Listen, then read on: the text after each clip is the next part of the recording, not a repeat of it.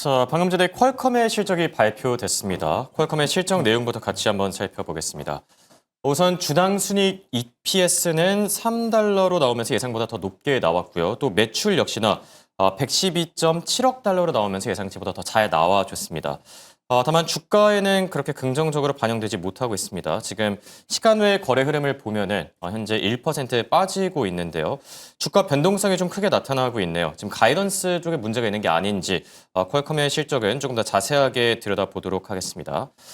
자, 이번엔 미국 증시 핫한 종목들 그리고 핫한 이슈들 체크해보는 굿모닝 라이브 시간입니다. 도움 말씀의 송범선 썬투자실장과 함께합니다. 안녕하십니까? 안녕하십니까? 퀄컴 얘기부터 먼저 바로 나눠보도록 할게요. 지금 실적이 발표됐는데 EPS와 매출이 예상보다 잘 나와줬지만 지금 주가는 1% 빠지고 있는 상태거든요. 퀄컴에 대한 리뷰, 실적 리뷰는 어떻게 보고 계시죠? 뭐 예상치보다 잘 나왔기 때문에 네. 그래도 양호하다 이렇게 좀 보고 있고요. 예. 지금 전반적으로 뭐 크게 빅테크들이 지금 고평가론이 나오는 가운데 그래도 실적 부분이 받침이 된다는 거는 네. 우호적인 그런 경우다 이렇게 좀 볼 수 있을 것 같아요. 그래서 사실 뭐 지금 굉장히 또 고평가와 또 공매도 그에 따른 공매도 이런 것들이 계속 나오고 있는 시점인데요.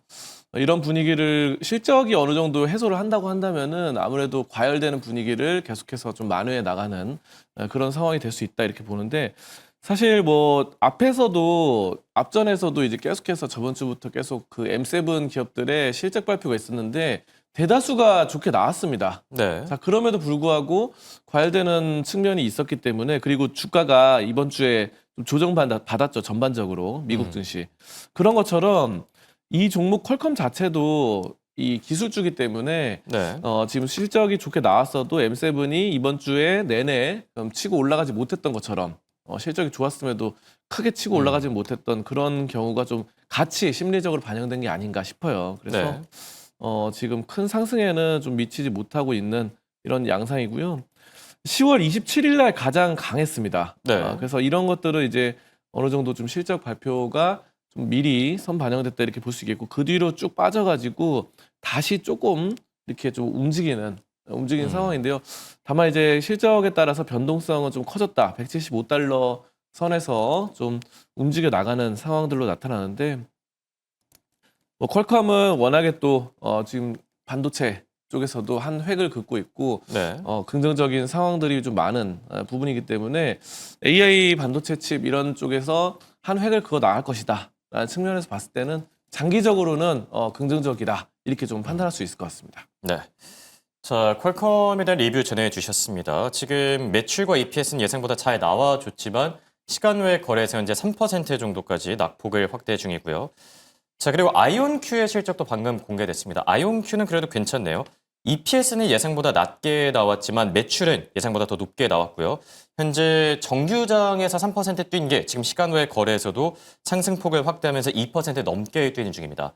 퀄컴의 실적은 다소 아쉬웠지만 아이온큐는 예상보다 잘 가지고 있는데 양자 컴퓨팅의 대장주 아이온큐는 어떻게 보세요? 그렇죠. 근데 아이온큐는 사실 어떻게 보면은 지금 이렇게 뭐 빅테크들 논란, 네. AI 버블 논란보다 약간 그 양자 컴퓨터 버블 논란이 더 크다고 봅니다, 저는. 네, 왜냐하면 AI 버블은 그래도 실적이 어느 정도 뒷받침되는 게 있어요. 네. 그리고 M7 기업들이 그래도 지금 괜찮은 실적들을 나타내고 있죠. 그래서 실적에 비례해서 올라가는 부분들이 있고 여기에 더불어서 요즘은 현금 잉여 흐름이라고 해서 이 프리 캐시플로우가 있죠. 그래서 돈을 순이익 쓰고 이렇게 매출이 올라간 거 빼고 잉여 현금 흐름이 있는데 프리 캐시플로우가 엔비디아 같은 경우는 엄청나게 많습니다. 네. 거의 우리나라 국가 예산에 맞먹을 정도 500조 가량의 뭐 이렇게 있다 이렇게 보실 수 있는데 문제는 뭐냐면 아이온큐 얘기하다 갑자기 왜 그걸 나왔냐면은 아이온큐라던가 아니면은 이런 리게티 컴퓨팅이나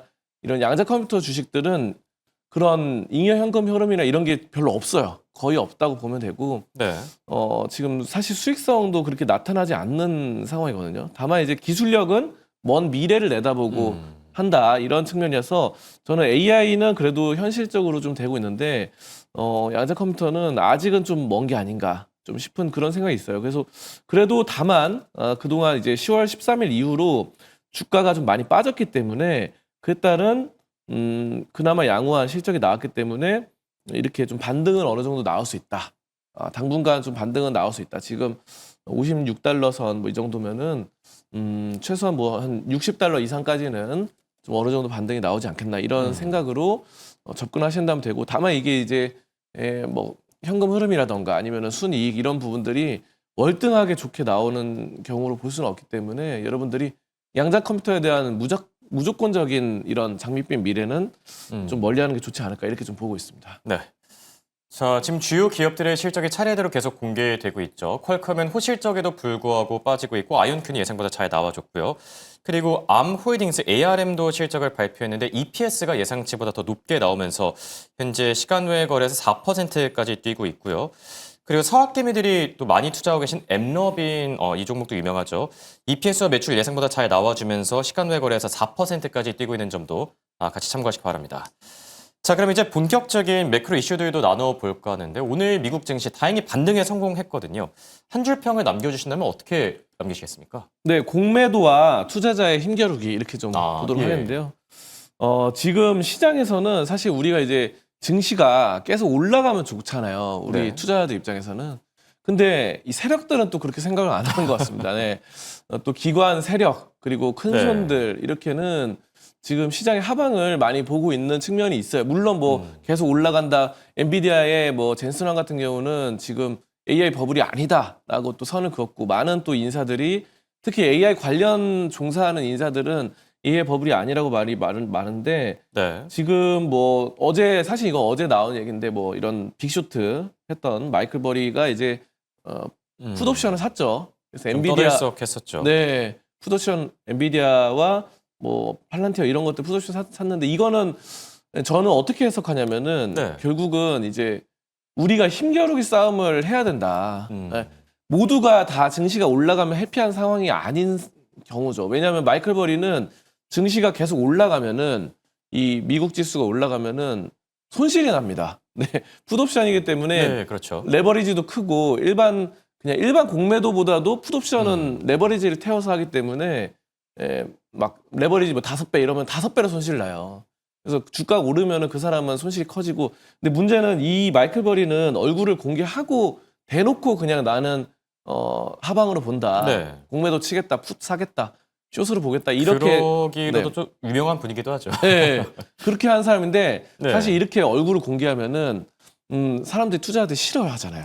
그렇죠. 좀 싫어해서 옛날에 그 역사적으로 제시 리버모어 뭐 이런 사람들은 대놓고 그때 대공황 때 공매도를 치고 이렇게 했는데, 네. 그래서 투자자들이 원성을 사가지고 뭐 살해 위협까지 총살 위협까지도 당하고 저격의 위험도 당하고 심지어 리버모어의 가족들까지도 네. 좀 살해 위협을 당하기도 했습니다. 그래서 대부분의 저는 이렇게 봐요. 이런 공매도를 한다거나 풋을 잡는 사람들은 언론에 잘 모습을 안 비치려고 하는 것 같아요. 투자자들이 좀 싫어하니까. 네. 네, 그래서 왜냐하면 나는 올라갔으면 좋겠는데 그 반대로 말하는 사람은 항상 표적이 되거든요. 네. 사람들 심리적으로. 그래서 저는 이런 것들 봤을 때 이런 사람들이 물밑에서 엄청나게 많다.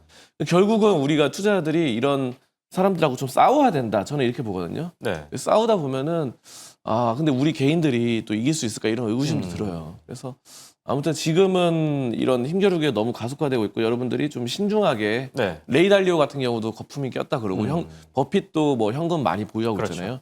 그런 점들이 있으니까 좀 신중하게 좀 접근하는 게 어떨까 이렇게 보고 있습니다. 네. 요즘같이 변동성이 좀 큰 시기에는 균형의 미학 지키는 게 중요할 듯 하고요. 그리고 오늘의 관심을 받았던 주제 중에 하나가 미국 대법원의 상호관세 심리 소식입니다. 대통령의 권한이 과연 어디까지인가? 시청자분들은 어떻게 생각하세요? 사실 과세권, 그러니까 관세를 부과할 수 있는 권한이라고 하죠. 이게 애초에 대통령의 권한이 아니고 의회의 권한이다라는 얘기들이 많았거든요. 지금 대법원 심리 과정에서도 이 부분에 조금 포커스가 맞춰져 있는 것 같은데 상황이 어떻습니까? 그렇죠. 관세라는 것 자체가 처음부터 이제 네. 트럼프 대통령이 막무가내로 좀 진행한 게 있기 때문에 사실 뭐 우리나라도 그렇듯이 네. 대통령 혼자 독자적으로 할 수 있는 일들이 많지가 않습니다. 사실.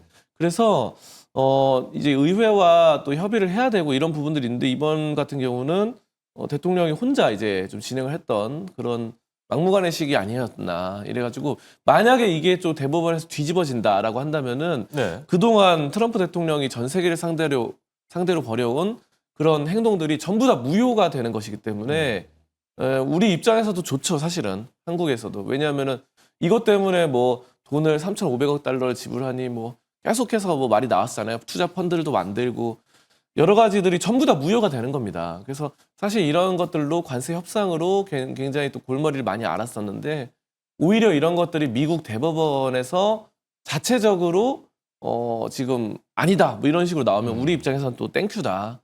저도 지금 상호 관세 이런 심리가 무효 처리가 됐으면 좋겠다 이런 저도 한 표를 좀 그쪽으로 좀 던지고 싶습니다. 네. 네. 자, 그리고 두 번째 주제로 바로 넘어가 볼게요. 두 번째 주제는 밤사이 발표된 민간 고용 지표입니다. 청신호가 켜졌다는 얘기들이 많이 나왔죠. 지금 셧다운 사태 때문에 지표들이 안 나오고 있는데 거의 뭐 한 줄기 빛 같은 그런 네. 느낌이긴 했습니다. 다행히 뭐 시장 예상보다 잘 나와줬고 또 지난달 수치도 상향 조정됐거든요. 연준의 다음 달 회의는 앞으로 어떤 영향을 미치게 될까요? 그렇죠. 이게 이제 고용이 좀 호조가 됐다라는 점인데요. 고용이 네. 아무래도 호조가 되면은 금리 인하에는 별로 좋지가 않죠. 그래서 그렇죠. 우리가 항상 골디락스 하는 게 네. 그래도 좀 오히려 안 좋아졌을 때 좀 금리가 좀 좋아질 수 있는 이런 상황들이기 때문에 지금 이렇게 가면은 11월, 12월 이렇게 해서 지금 FOMC에서는 금리 인하의 가능성은 좀 낮아졌다 이렇게 좀 볼 수 있거든요. 네. 그래서 지금 뭐 이 정도라고 한다면은 아무래도 이제 연말에는 금리 인하에 대한 가능성은 좀 거의 찾아보기 힘들다. 저는 이렇게 좀 보고 있습니다. 네. 그리고 오늘 장 관심주로 삼성전자를 들고 와 주셨어요. 어제 사실 걱정한 분들이 많았을 것 같긴 하거든요. 미국 증시 다행히 밤사이는 좀 잘 가졌고 반도체 기업들도 반등하는 흐름을 나타냈는데 삼성전자 오늘은 괜찮을까요? 그렇죠. 간밤 사이에 또 삼성전자가 또 좋다고 보는 게 네. 미국에서 샌디스크가 많이 올랐단 말이에요. 예. 샌디스크가 이제 이게 지금 11% 이상 급등을 했는데 예. 샌디스크가 메모리 반도체입니다. 그리고 SSD를 하는 거죠. 근데 네. 이제 정확히 말씀드리면은 메모리 반도체가 제일 상단 범위에 있고 샌디스크가 하는 SSD는 비휘발성 메모리 반도체죠. 그래서 컴퓨터 전선을 뽑아도 메모리가 기억이 되는 거죠. 기억 저장 장치가. 삼성전자가 하는 D램은 휘발성 메모리예요. 그래서 전선을 뽑으면은 그게 없어지는 겁니다. 그래서 어쨌든 비휘발성 메모리 반도체는 뭐 냉장고다라고 한다면은 D램 같은 경우는 도마, 우리가 요리를 할 때 도마 이런 식으로 해석되는데 어쨌든 두 개가 같은 메모리 반도체 범주기 때문에 샌디스크가 좋았다는 거는 삼성전자에도 같은 계열로 좋아질 수 있다 이렇게 좀 해석이 되거든요.